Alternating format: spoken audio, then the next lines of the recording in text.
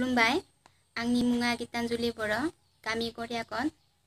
दिनै बे खन्थाइ बिबार हानजानि अनलाइन खन्थाइ आवरायनाय बादायलायनाय हाबाफारियाव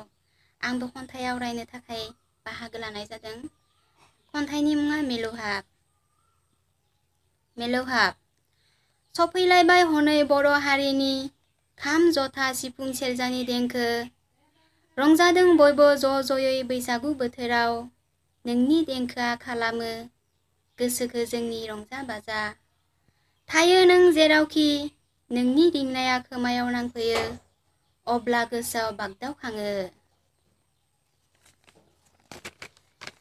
बावगारहोयो नों जोंनि दुखु दाहा थाबनाय नोंनि रावा बेसेदि गोदै हानायमोनब्ला अराय बिलोगो खालामनो नाथाय नों एखनब्लासो नुनो मोना नोंनि राव बेसेदि गोदै थेवबो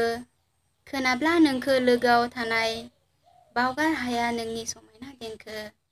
अराय आंनि जिउआव नों